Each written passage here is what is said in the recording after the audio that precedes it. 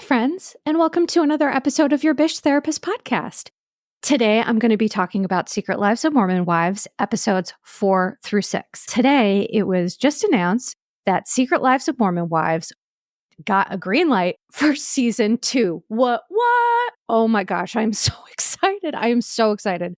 I could not imagine not having more of this in my life. Seriously, I'm loving the show. But here's what's so fascinating about it coming back. Guess who is not returning? That's right, Whitney and Jen, because Jen's husband said she can't because he doesn't want to, make himself look like an idiot on TV. So here we are, Secret Lives of Mormon Wives on Hulu.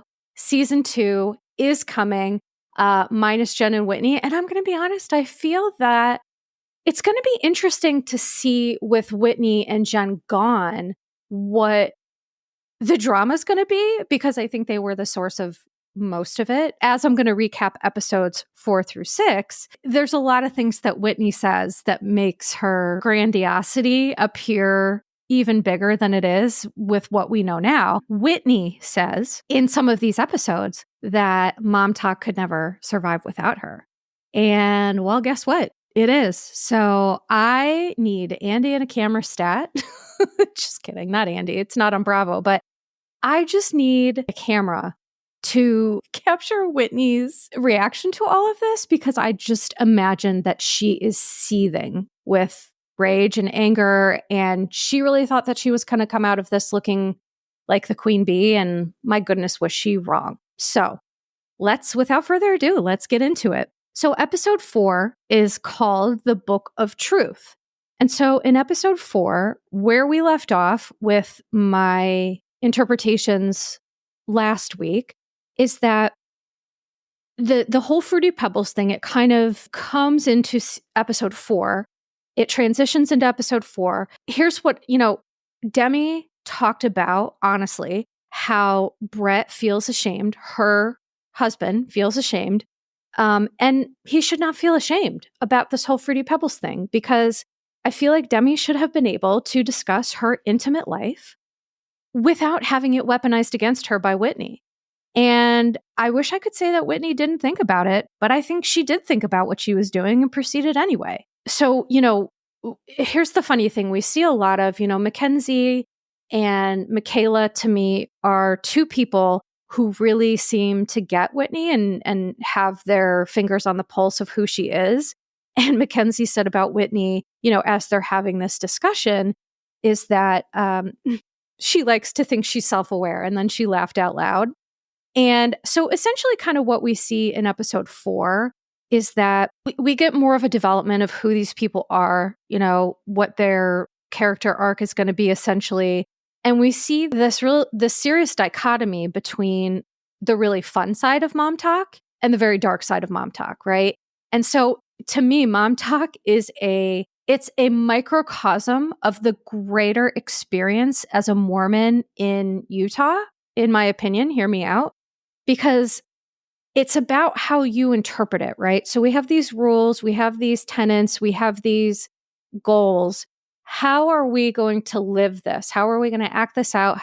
And so Mom Talk is no different from religion or anything else. It's, a group can be used for whatever you want to use it for. It can be used to manipulate and gaslight, or it can be used for support, a sisterhood, things like that. And it just seemed like Whitney, to me, wanted to be the queen bee, whereas the other ladies genuinely enjoyed the camaraderie that Mom Talk provides. So we're starting to see, this split with the saints versus the sinners, but then the super fun side of Mom Talk versus the dark side. And so in episode 4 through 6, we really see more coercive control between Zach and Jen and between Dakota and Taylor. And I'm going to talk about that with my whole chest, because I have no tolerance for men like this. None. Zero. Zilch.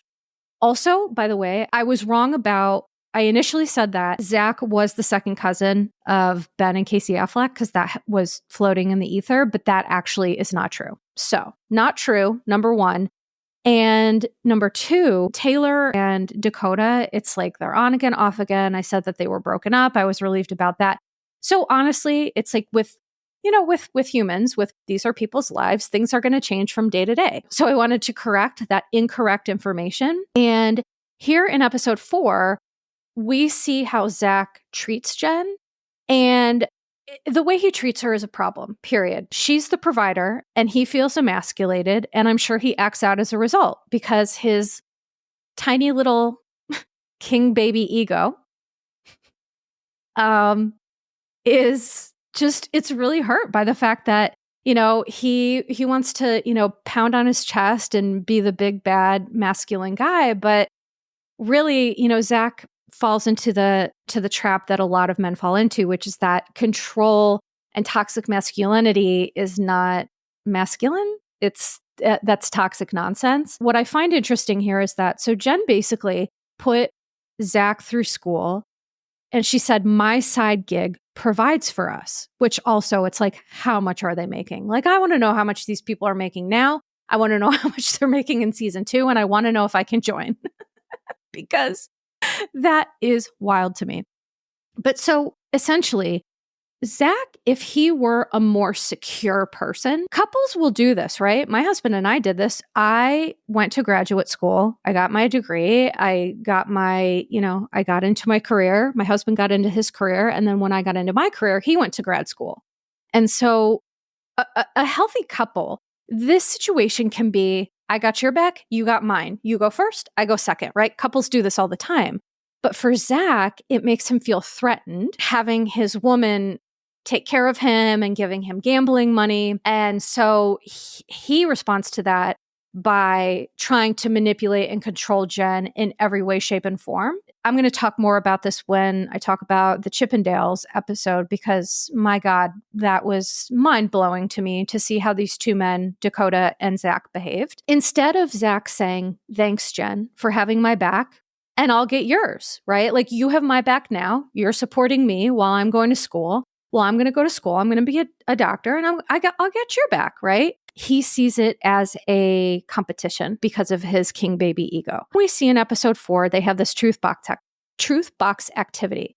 They each had, initially, here's the thing, they each had different colored index cards. And so initially I thought, well, this is so wild because we can see who asked which questions. But what I then noticed was that, and I saw something about this on social media as well, but really what I noticed is that they gave all the girls varied colors. We just didn't see it all in the editing. So it looked like Whitney was blue and then Demi or someone else was a different color. But in reality, they were all getting varied colors. So I'm going to squash that rabbit hole theory right now. But what is so interesting, this is the drama that started with Whitney initially that I had no idea, but her child was in the hospital with RSV, which, by the way, is an extremely serious and deadly disease for children and also adults, by the way. 2 weeks after giving birth, her husband, Connor, rushed her son, Liam, to the ER. So this child is 2 weeks old with RSV. He was at the ER. He was there for a few days when she did a dance video with him, like laying in the hospital, and they showed it on the show. And I just immediately understood what was going on in that moment. So we see here, and this is why this RSV video is important context. We see in episode 4, Whitney being jealous that people are forgiving Taylor and not forgiving her after that video. And so what this tells me is a couple of things. Number one, Whitney is an eye for an eye type of gal.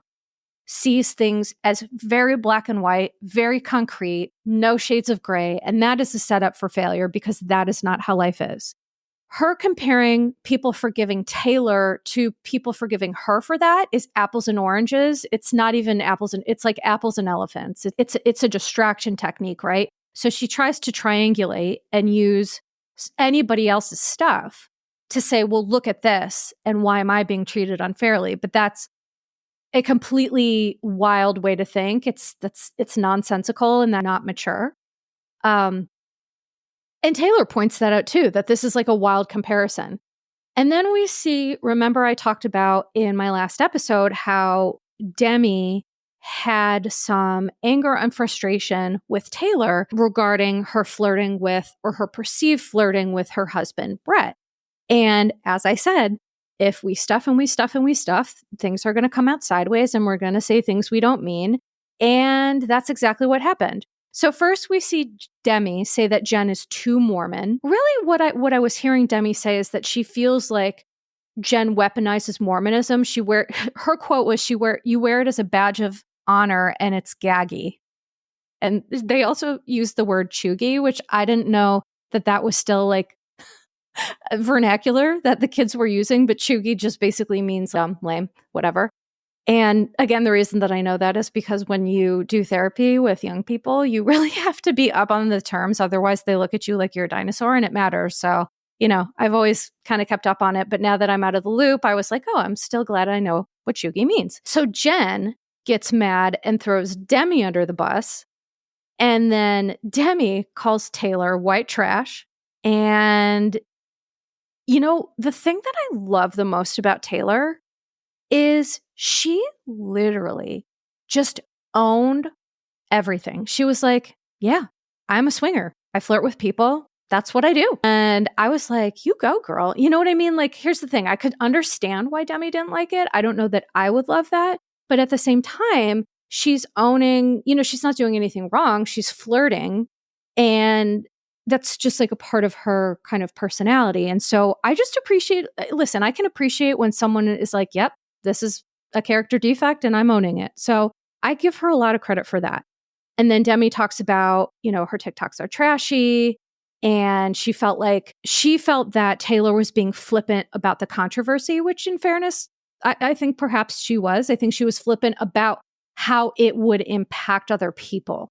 Because she, as I mentioned last episode, she was ready to tell her truth, but not everybody else was. And so I understand Demi's underlying frustration. But again, you can't call her white trash. So then Demi says, I'm not the swinger here trying to seduce other women's husbands. So Demi allowed her resentments to fester.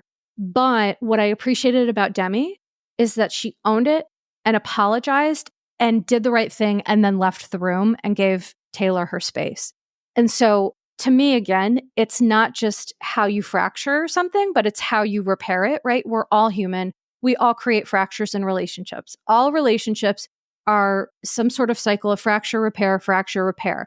But the important part is the repair has to be there. Otherwise, the relationships cannot survive, which is why you see Whitney starting to kind of take herself away from the group, and they're not interested in that relationship anymore either, it seems, because she doesn't know how to repair it. You can't make repairs without making amends.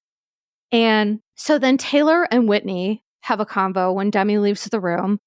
And, Taylor, I just loved, Taylor is just, she's real. She's just real. She's authentic. And she's just like, why didn't you tell me that you didn't like me? And Whitney said, I don't feel like I'm your close friend. And then Whitney says, after the swinger drama, I was there for you and it wasn't reciprocated. Demi was right. Whitney is comparing. She's jealous and she's avoidant. So the bombshell comes where, well, it's not a bombshell to me, but Whitney and Demi apparently did ketamine therapy together, which, by the way, I have a whole episode on that. It's called VPR Rules for Therapy, I think with guest Lindsay Lime, where I talk about some of the pros and cons of psychedelic-assisted therapy. It is certainly not the magic bullet that everyone makes it out to be. There are situations where it is not appropriate, situations where it is, people who it's really helped, people who it hasn't. And so I just say that as a practitioner to let people know that, there can be consequences for doing that. Some good, some bad. It was interesting to hear that, according to Demi, Whitney admitted that she posted that video in the hospital for sympathy, likes, clout, and to gain recognition. And then Demi says she's the victim of her own chaos. And I was like, yes, Demi, snaps. Yes, yes, yes. Whitney is the person who she doesn't care about what kind of attention she gets. So there are some folks out there that, if we don't, as I mentioned last episode, if we don't get the unconditional love and support that we need from our parents, or from the people who we need it from, sometimes we don't care about the attention that we get. Because here's the thing, all humans need love, support, connection, and attention. We all need that. I don't care how many people try to convince themselves, I don't need that, I'm fine alone, blah, blah, blah. No. The saying it takes a village is because to survive in this world, to thrive, to be well, to be a good citizen, to be a good human, it does take a village. It takes a lot of work. And, Whitney, instead of doing that work, she, goes to taps the well of social media, right? Which, in fairness, so many people do that. But when I was growing up, I don't, want to sound like a dinosaur or like my 97-year-old grandfather, who, by the way, it's his birthday today. And I just love him so much. I posted a picture on my Instagram, Yourbishtherapist. So check that out. He's just so cute. But my point is that kids today, like when I was growing up, we didn't have social media. Thank God. I was the last generation to grow up without social media. And I'm really grateful for that. We went outside, we played, we rode bikes, we came home when it was dark.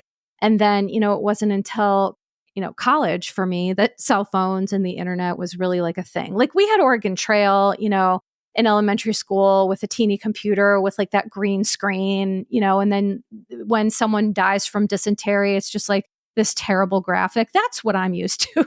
So I can't say that I wouldn't have done the same thing to try to garner favor or attention or what have you. I mean, I think we're talking about people who their brains are developing. So the last parts of our brain are the prefrontal cortexes, and those are the last parts of our brain to fully develop at the age of 25. And what do the prefrontal cortexes control? Impulses. Boom. So when you see someone in their 20s who is still acting very childlike and acting like a teenager, it's basically because they still are one. Our society looks at things so wild to me. They look at teenagers as adults and then people in their 20s as adults. And it's like, nah, man, people are not fully formed adults until the age of 25. And so why am I saying this? Is that there may still be some impulse control issues for some of these younger women. It's about seeking attention wherever they can get it. And so I think there's just a part of that that's generational.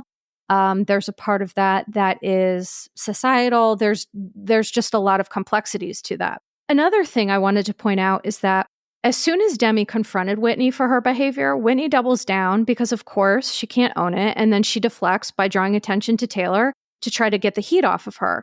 She is masterful in how she does it.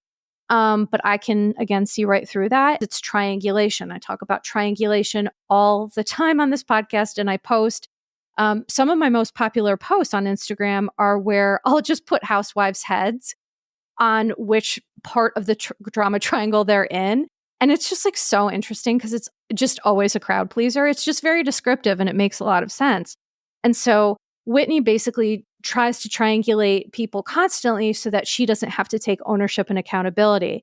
And so what happens after doing that over and over again is you're just not going to be able to repair relationships and get anywhere. So of course she cries and she runs away. She goes into the closet and then becomes the victim to elicit sympathy. That's literally what happened. She became the victim, put herself in that role, and just because she didn't want to own her stuff. When Whitney was confronted and she's crying in the closet, you know who came to her aid? Taylor. And that's a saint move right there. And here's what I don't like about the whole I'm a better Mormon, sinner saints, is that's a true saint move. That is truly someone who is a good person who says, you know what, you and I have beef. You don't like me. You have not treated me well, but I'm still going to be there for you and support you because you're upset. And that is truly what a saint looks like. It does not look like turning your nose up at people and being judgmental and being holier than thou and trying to have some moral superiority complex. Nah, that ain't it. So Taylor, to me, whew, that girl is where it's at. She is the bee's knees. And Macy said, here's one thing I love about Macy, is that Macy is the type of friend who just gets it. She has her finger on the pulse. And Macy said, you know, Whitney leaves when things get hard. Instead of trying to figure them out and do work to figure out what's going on, she runs away from it. And Macy is spitting truth and wisdom. And, at Macy's birthday dinner, someone said that Whitney needs to feel the sting of this. It doesn't feel good and we have to learn. I think maybe Demi said that. And I agree. We have to suffer the consequences of our actions because that's the only way that authentic change and growth can truly happen. We have to fall flat on our face and say, well, am I going to lay here in self-pity and wallow, or am I going to get up, dust myself off, and try this again? And Whitney is just so afraid of trying something different. And so what I can appreciate is her fear. I recognize that fear. I can appreciate it. But unfortunately, she's allowing it to hold her back. And then unfortunately, we're seeing a person who is a little stunted and just not emotionally very healthy. So then episode 5, the Book of Broken Vows, we see that the queen bee, aka Whitney, has left the group chat. And here's what's so funny to me. Taylor doesn't care. Demi's trying to step up, and they're all like, the worker bees are just like clamoring to be like, well, who's gonna be a leader? And then they talk about, Demi being a great candidate, a good leader, which I agree. I think Demi is a good leader. And because she said a true follower seeks to understand, apologizes, and move forward. And I think that is absolutely what a leader needs to do. Leadership is not about being a sociopath devoid of empathy. It's about, which I'm not saying that about anyone on the show. I'm just saying sometimes CEOs, people, heads of companies and corporations, these are not moral figures. We need to stop trying to make people in big corporations moral somehow. But anyway, my point is that true leadership is leading by example. It's, I'm going to walk the walk. I'm going to talk the talk. I do, that's why people enjoy me, because I walk the walk, I talk the talk. I think that, Michaela and Macy are good friends to Whitney, but they also do hold her accountable. And they called her out on avoiding and running away. And then Whitney says, wow, this was wild. Whitney says, were we ever real friends? Has there always been some agenda, some sort of transaction needed? And it's like, this is literally what Demi was trying to say to Whitney the night before, is that Whitney uses people. Her relationships are transactional. So she's projecting that onto Demi, but really that's her stuff. And then this is where the grandiosity comes in that I just cackle. Then Whitney says, and I quote, "There wouldn't be mom talk if I wasn't there." Yikes. And I bet that comment is biting her in the butt, because guess what? There is. They're moving on without you, honey. Then we see Layla's divorce party, which, by the way, I love a divorce party. Here's why. Whenever people say I'm getting divorced, my literal thought, but I'm mindful to not say it, is congratulations, mazel, whatever. Because getting married does not mean that you need to live in an unhappy and abusive situation. We all deserve happiness and love and softness and support. And, not to call Carl out there, but seriously, we all do need that sense of love and support. And I think that if we are not getting that from a partner and we say, I'm putting me and my kids first, that is to be celebrated. So I think the idea of this divorce party, breaking the traditional norms of getting out of bad marriages, is a beautiful thing. And it's absolutely what should be celebrated, because marriage isn't permanent ownership. It is a mutually agreed upon bond that can be dissolved or eroded. It is not akin to slavery. It's not, I married you, so now you're mine forever. That's not how that works. Although some men on the show believe that's how it works. So anyway, we see that after Whitney leaves the group chat, no one chases her.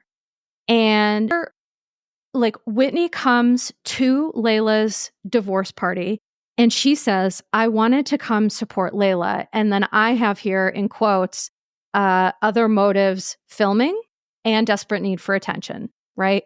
So Whitney's comes to this divorce party pretending it's about Layla. It's nothing to do about Layla. It's about her own need for attention. And she shows up because no one chased her when she left the group chat, and she pulls Jesse aside, because I think, to me, Jesse seems like the easiest target in terms of someone who's just going to hear you out and maybe not hold you accountable or not say things to you. I don't know that Jesse has that relationship with Whitney. And so I think it's so interesting because Michaela and Macy are close to Whitney, but she didn't pull them aside because why is that? Because they've already held her accountable. She can't fool them. So now she's going to try to fool somebody else. And then this conversation happens. You are having issues with everyone in the group. And then she goes, what? I have not. And she starts cursing. By the way, I love a curse. Nobody curses more than Whitney. I've seen few people use the F word more than her. And then again, she goes to the same move of gaslighting. No one fucking called me, and distracting by throwing other issues out. Whitney says, I have a different perspective. You think I'm using you? Fuck you. And here's the thing. That's exactly what someone who is using someone would say. I mean, truth bomb. If you are not using someone, you're not going to say fuck you and throw them out like trash when they no longer serve you. That's the thing with Whitney. It's like, girl, you're not even clever about this. Whitney gives herself away. And she is using people. It's transactional. Relationships, I have a feeling to her, are all transactional. And unfortunately, I think she will continue to be a very unhappy person until she gets her head out of her butt and figures it out. So Whitney does what she does after that and leaves because she can't manipulate people, because the last person who she was trying to manipulate called her out on her stuff, and she's like, I'm not using you, fuck you, bye. And then, so here's the other interesting thing that Whitney said. She goes, if someone left the chat, I would call them immediately and reach out to them. And to me, that was her telling on herself that she did it to elicit a reaction from them. And that is a personality issue. Then we see Dakota. Macy has this baby mama shoot, which, by the way, I love Macy. I think she's such a great businesswoman. So they have this photo shoot, and Taylor brings Dakota so they can talk, but Macy appropriately reschedules the meeting. She's like, I don't think this is the appropriate locale for this, which I'm like, yeah, that's a great idea. It's a work shoot. This is not the time to talk about drama.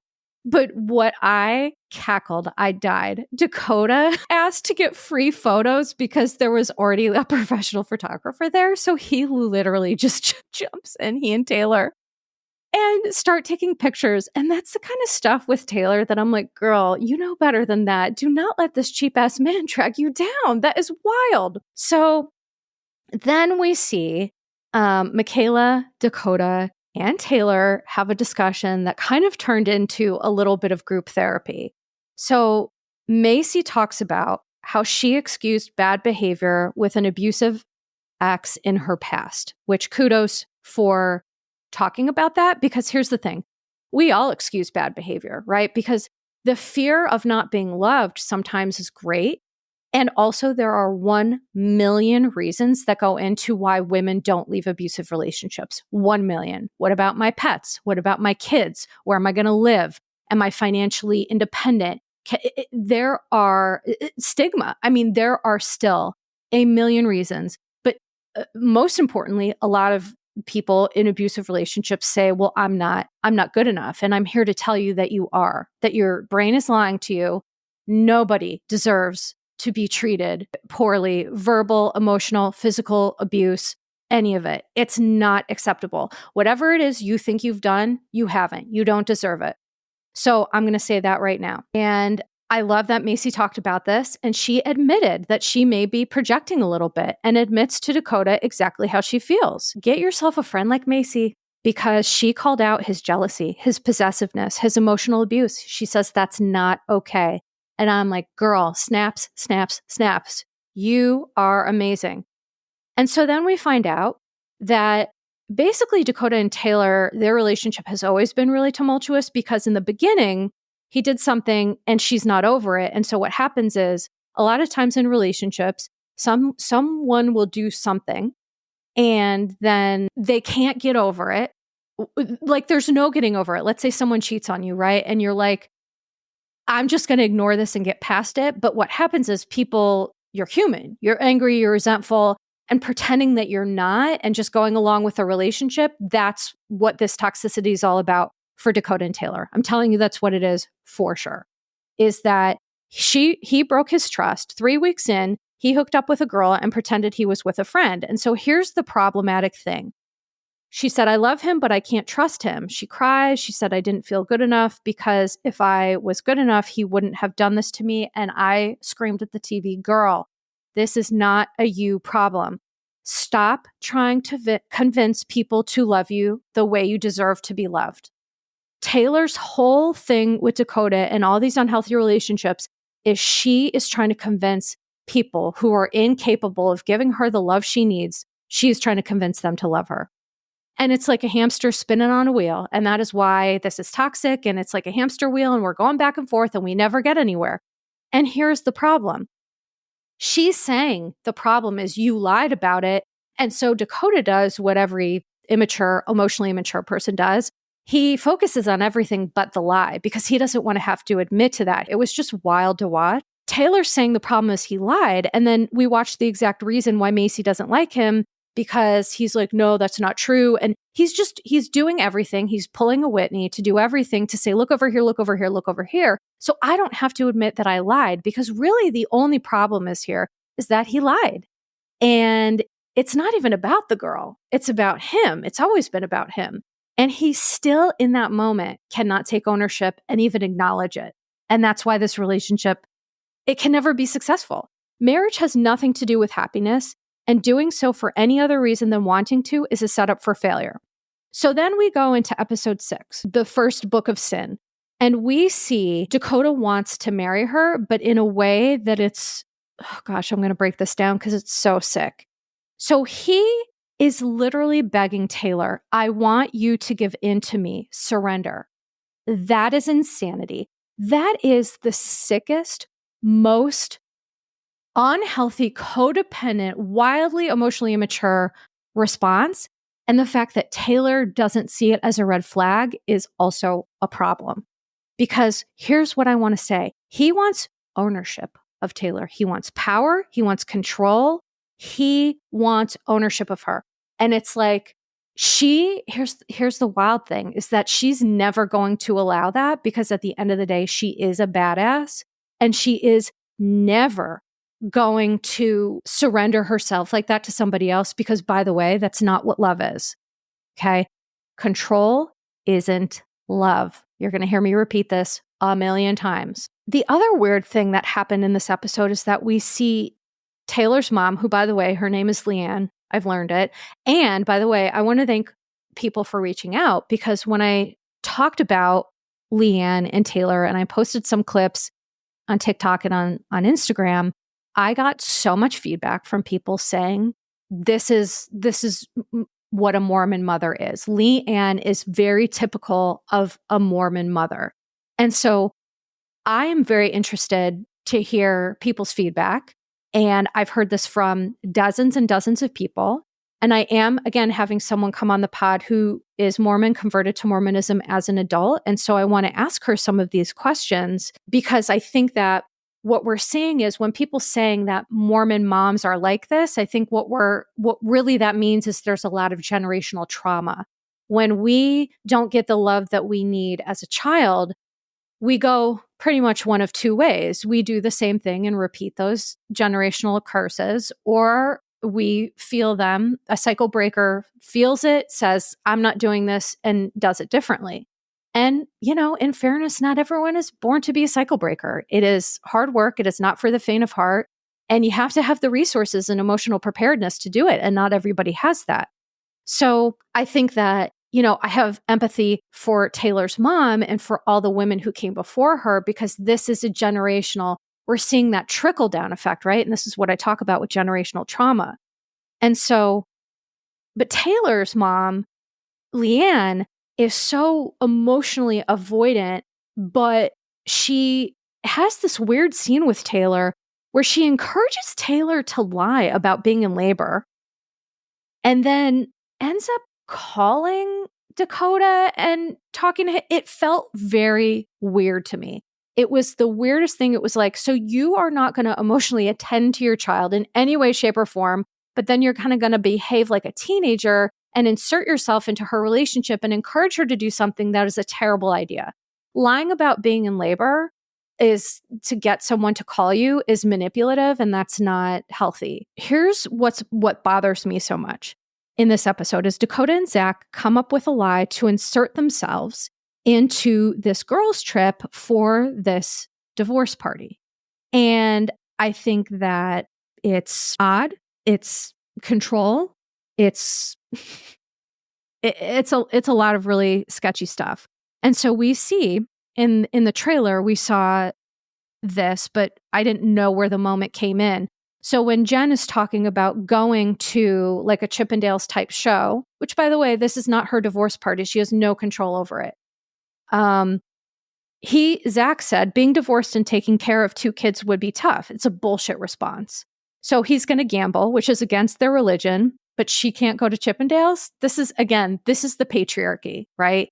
It's making up nonsense rules to keep women subservient. And unfortunately, I get it. Jen thinks that this is love. But as I mentioned, control isn't love. And some people conflate the two, unfortunately. I didn't miss the fact that he basically asked her for $2,500 to gamble, which, by the way, if you're in school and you're not working and your wife is the breadwinner and you have a couple kids, that's a lot of money to gamble. That's a lot. So he can do that, but she can't. And then she's working, taking care of the family. And Jen said, he's controlling, but I've never met anyone who loves me more. Again, control isn't love. Okay. So also being in a relationship shouldn't be that stressful for a consistent, prolonged period. Speaking of Taylor and Dakota, like Taylor was going to go to the trip alone without him because they had a fight before they were getting ready to leave. So Dakota shows up and apologizes so he can still come to Vegas to police her. By the way, I have talked about this girl's trip 100 times and I've never mentioned once that it was in Vegas. So I'm so sorry. I have so many notes. It's so much information. But so it clearly to me, it was a ploy so that he could go there and control her. And so the group of ladies is talking and Zach comes in and he goes, no male strippers to the group. And I'm like, bro, get the fuck out of here. Here's the thing. And this is why terrible men hate me. I have had my life threatened I'm not joking, on multiple occasions from men with these personality types because I just am allergic to them and I can't. And I also can't keep my mouth shut. And so I'm not joking. I've had, I'll tell that story one day. Maybe I'll do like a YBT short or something about it. But I've had a man and his father both threatened to kill me because in a treatment setting, by the way, because I was unable to be manipulated and I wasn't falling for their stuff and I wasn't taking their nonsense. And, a lot of men with certain personalities, just women like me, just really make them feel rage. And so I guess it's good that I'm not friends with them because I would absolutely tell Zach where to take that. Take your business elsewhere, buddy. We don't need that coercive control here, okay? Bye-bye. So then Macy admits she has a secret that she's been holding in, and she acknowledges that she does these Sinner Sunday confessions where people can anonymously on her social media confess sins. And, it seems like a very interesting scenario. And I think that while that could get a little bit dangerous because, so for example, the reason why I wouldn't do that is that what if someone comes to me and is suicidal or something's going on and then it's like, well, what do you do with that? And we're on social media. So anyway, I understand the point of it, but I'm just saying practically there's some issues there. But someone confessed that they had hooked up with Dakota before she knew that they were together. And it was likely an ex-girlfriend of Dakota who flashed back to the argument that Dakota and Taylor had about this girl. You slept with her. I can't trust you. Well, this is the same girl we're talking about. It sounds like it was an ex-girlfriend and he's been going back and forth between them both and lying to both about the other.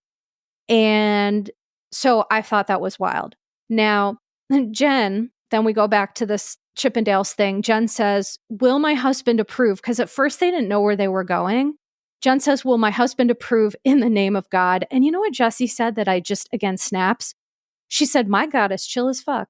And it's such a good example of how religion is interpreted, right? There are people who love to fear their deity.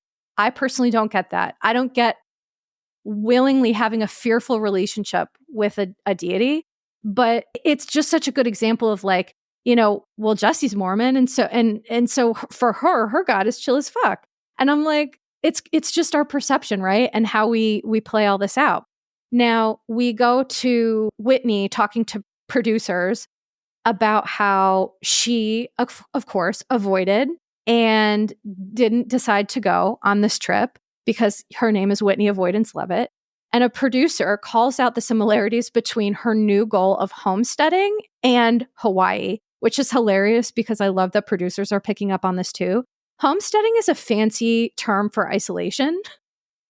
Like it's a fancy term for sustainable isolation. I should say that. Eco-friendly, sustainable isolation. So Whitney says there's a difference between running away and removing yourself from a toxic environment. There is, but not the way she's doing it. And then she says, I'm sure they're having fun, but not as much fun because I'm not there. And I'm like, girl, you have no idea. Everyone's going to be having a lot more fun without you. And I'm so sorry. But that's just the truth. So then we see towards the end of this episode where this is where it gets really hairy. Jen, literally, they're at this Chippendales and she says that she's screwed. And she walks on eggshells around Zach, which, by the way, is how people feel who are in unhealthy relationships. If you're walking on eggshells, there's subversive stuff there that needs to be talked about.